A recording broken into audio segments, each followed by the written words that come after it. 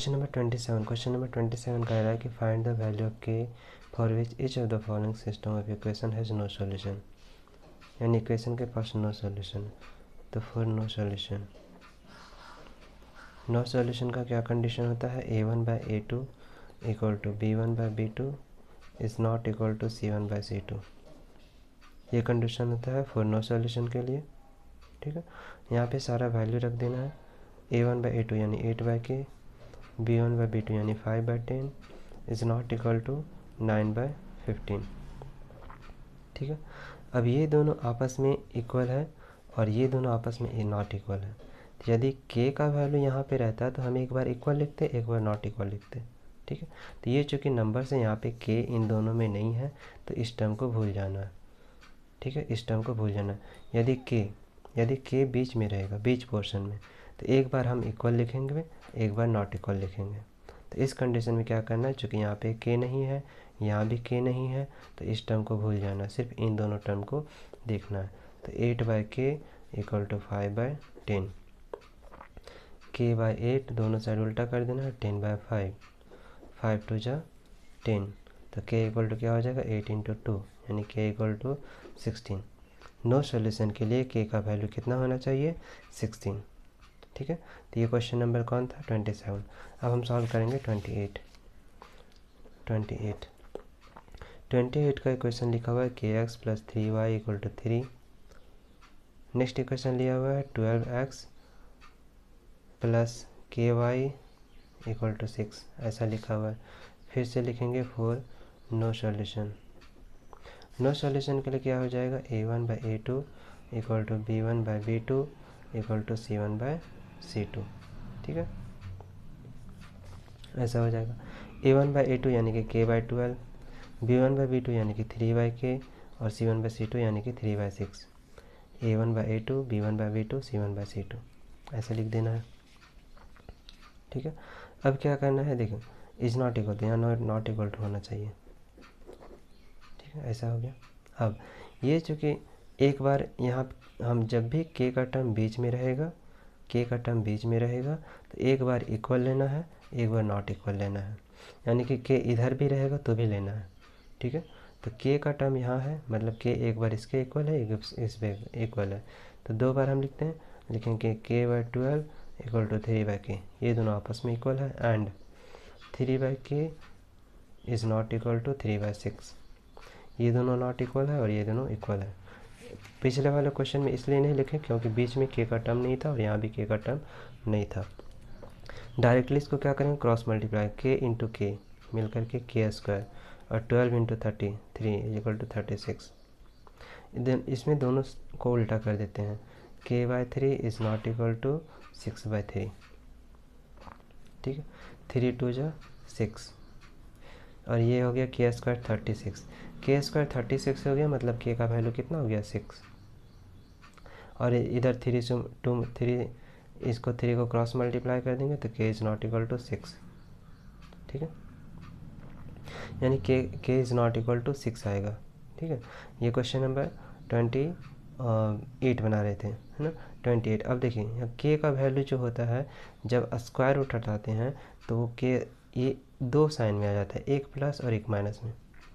तो k का value कितना आ गया, +-6। सिंपल कहेंगे k का वैल्यू कितना आ गया, +-6।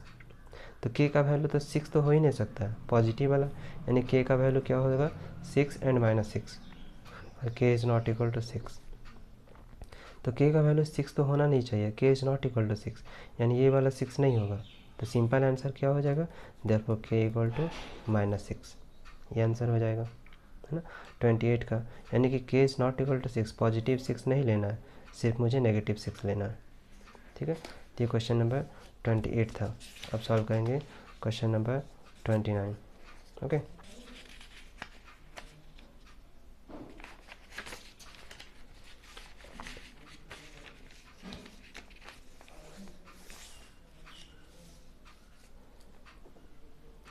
क्वेश्चन नंबर 29 लिखा हुआ है 3x - y - 5 = 0, ऐसा लिखा हुआ है। नेक्स्ट इक्वेशन लिखा हुआ है 6x - 2y + k = 0, ऐसा लिखा हुआ है। अब यहाँ पे लिखेंगे for no solution, for no solution. No solution के लिए क्या कंडीशन होता है, a1/a2 equal to b1/b2 is not equal to c1/c2, ऐसा होता है। लिख देंगे यहाँ 3/6 लिखेंगे, यहाँ -1/-2 लिखेंगे, is not equal to -5/k लिखेंगे, ऐसा लिख देंगे। अब यहाँ भी k का टर्म नहीं, यहाँ भी k का टर्म नहीं है, तो इन दोनों को इक्वल नहीं लिख सकते हैं। तो दो टर्म चूज करेंगे, या तो इन दोनों को बराबर करेंगे या फिर इन दोनों को इज़ नॉट इक्वल टू करेंगे। इन दोनों को बराबर करेंगे तो यहाँ पे k का वैल्यू है ही नहीं, तो हम इन दोनों को चूज करते हैं। Therefore -1/-2 is not equal to -5/k। Minus minus cancel, दोनों को उल्टा कर देते हैं। 2/1 is not equal to k by -5। अब ये -5 इधर उल्टा मल्टीप्लाई में चला जाएगा, क्योंकि ये डिवाइड में इधर मल्टीप्लाई में चला जाएगा। तो 2 × -5 is not equal to k। तो k इक्वल टू क्या हो जाएगा, 5 × 10 यानी कि 10 -10। तो k is not equal to -10, इसका आंसर हो जाएगा क्वेश्चन नंबर 29 का। ठीक है, उसके बाद हम सॉल्व करेंगे क्वेश्चन नंबर 30। ठीक है, 30 लिखा हुआ है kx + 3y equal to k - 3, और ये लिखा हुआ है 12x + ky equal to k, ऐसा लिखा हुआ है।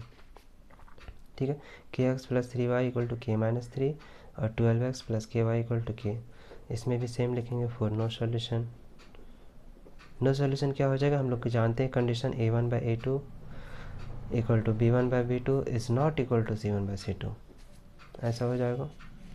a1/a2 यानी कि k/2, b1/b2 यानी कि 3/k, ये 12 है, is not equal to c1/c2 यानी कि k - 3/k।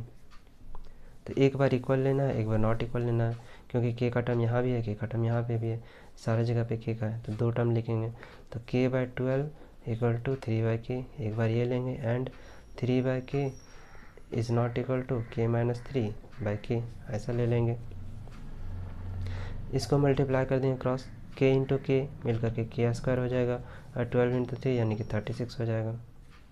इसको मल्टीप्लाई करेंगे तो 3 इधर चला जाएगा 3k, और इधर चला जाएगा not equal to k × k - 3, ऐसा चला जाएगा।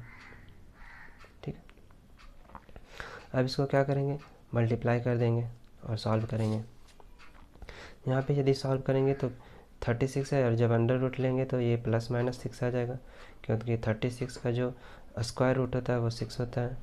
जब भी इधर से स्क्वायर हटता है तो दूसरे साइड स्क्वायर उठ जाता है ना, और वो +- में जाता है, तो k बराबर +-6।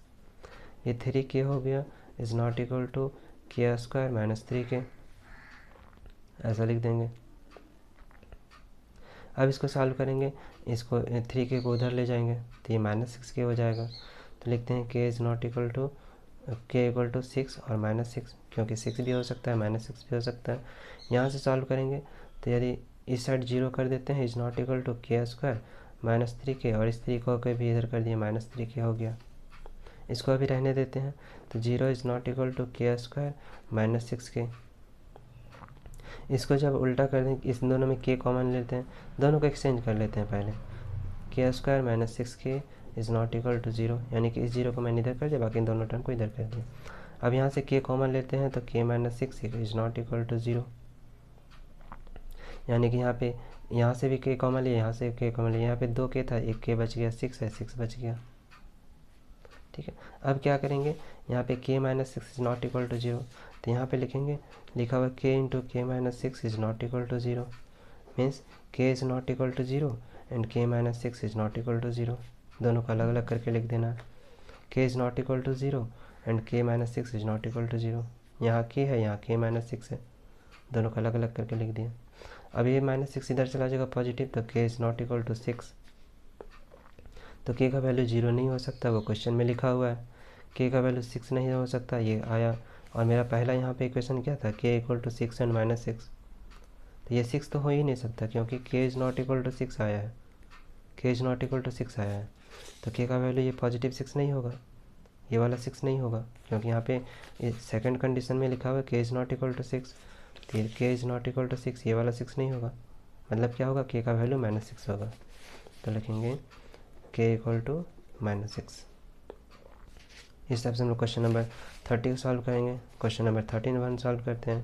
देखो, find the value of k for which the system of equation this has non zero solution. Same है, 31 के पास भी नो सोल्यूशन है, तो ये हो गया 5x - 3y equal to 0। Next लिखा हुआ 2x + ky equal to 0। Same होगा for no solution. For no solution, no solution क्या होता है, a1/a2 equal to b1/b2 is not equal to c1/c2। ऐसा होता है। a1/a2 यानी कि 5/2 इक्वल टू b1/b2 यानी कि -3/k, और इज़ नॉट इक्वल टू, वहाँ पे कुछ नहीं लिखा हुआ तो 0/0। दोनों को अलग अलग करके लिखेंगे तो 5/2 इक्वल टू -3/k, और इसको यदि लिखेंगे and -3/k is not equal to 0/0। अलग अलग करके लिखेंगे तो क्रॉस मल्टीप्लाई कर देंगे, ये इधर चला जाएगा 5k और ये इधर चला जाएगा -6। इन दोनों को उल्टा कर देंगे तो k/-3 is not equal to 0। इसको डिवाइड कर देंगे, ये इंटू में है तो डिवाइड में चला जाएगा तो -6/5, और ये डिवाइड में है तो इंटू में चला जाएगा, इज़ नॉट इक्वल टू 0। -3 0 जो 0, तो के का वैल्यू 0 नहीं हो सकता है, के का वैल्यू -6/5 होगा। ठीक है, तो इतना तक ये एक्सरसाइज 3D ख़त्म हो गया। ठीक है, तो वीडियो को लाइक करो, शेयर करो अपने दोस्तों के साथ, एंड मेरे चैनल को सब्सक्राइब जरूर करो। Thanks for watching.